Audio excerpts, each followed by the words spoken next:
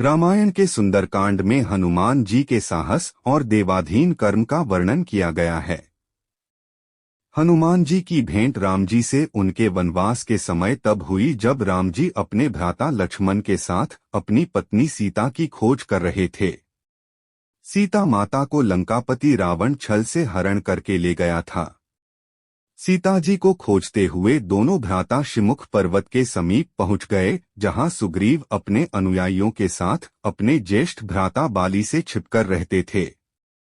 वानरराज बाली ने अपने छोटे भ्राता सुग्रीव को एक गंभीर मिथ्याबोध के चलते अपने साम्राज्य से बाहर निकाल दिया था और वो किसी भी तरह से सुग्रीव के तर्क को सुनने के लिए तैयार नहीं था। साथ ही बाली ने सुग्रीव की पत्नी को भी अपने पास बलपूर्वक रखा हुआ था। राम और लक्ष्मण को आता देख सुग्रीव ने हनुमान को उनका परिचय जानने के लिए भेजा। हनुमान एक ब्राह्मण के वेश में उनके समीप गए। हनुमान के मुख से प्रथम शब्द सुनते ही श्री राम ने लक्ष्मण से कहा कि कोई भी बिना वेद पुराण को जाने ऐसा नहीं बोल सकता जैसा इस ब्राह्मण ने बोला। राम जी को उस ब्राह्मण के मुख, नेत्र, माथा, भौह या अन्य किसी भी शारीरिक संरचना से कुछ भी मिथ्या प्रतीत नहीं हुआ।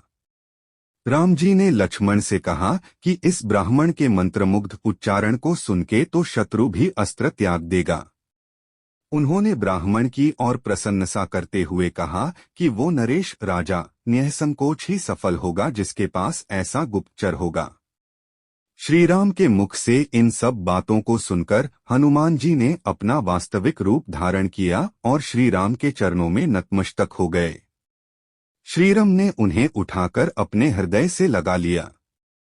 उसी दिन एक भक्त और भगवान का हनुमान और प्रभु राम के रूप में अटूट और अनश्वर मिलन हुआ। तत्पश्चात हनुमान ने श्रीराम और सुग्रीव की मित्रता करवाई। इसके पश्चात ही श्रीराम ने बाली को मारकर सुग्रीव को उनका सम्मान और गौरव वापस दिलाया और लंका युद्ध में सुग्रीव ने अपनी वानर सेना के साथ श्रीराम का सहयोग दिया। सीता माता की खोज में वानरों का एक दल दक्षिण तट पे पहुंच गया, मगर इतने विशाल सागर को लांघने का साहस किसी में भी नहीं था। स्वयं हनुमान भी बहुत चिंतित थे कि कैसे इस समस्या का समाधान निकाला जाए।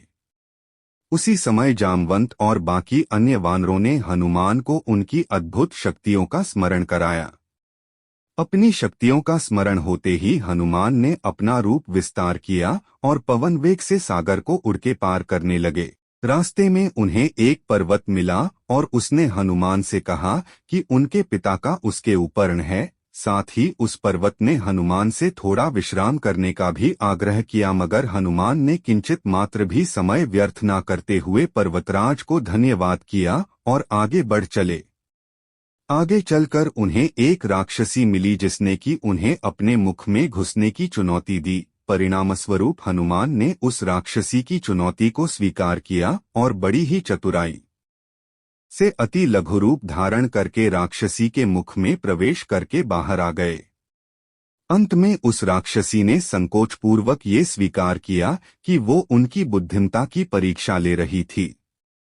आखिरकार हनुमान सागर पार करके लंका पहुंचे और लंका की शोभा और सुंदरता को देखकर आश्चर्यचकित रह गए। और उनके मन में इस बात का दुख भी हुआ कि यदि रावण नहीं माना तो इतनी सुंदर लंका का सर्वनाश हो जाएगा। तत्पश्चात हनुमान ने अशोकवाटिका में सीता जी को देखा और उनको अपना परिचय बताया। साथ ही उन्होंने माता सीता को सांत्वना दी और साथ ही वापस प्रभु श्रीराम के पास साथ चलने का आग्रह भी किया, मगर माता सीता ने ये कहकर अस्वीकार कर दिया कि ऐसा होने पर श्रीराम के पुरुषार्थ को ठेस पहुंचेगी। हनुमान ने माता सीता को प्रभु श्रीराम के संदेश का ऐसे वर्णन किया जैसे कोई महान ज्ञानी लोगों को ईश्वर की महानता के बारे में बताता है।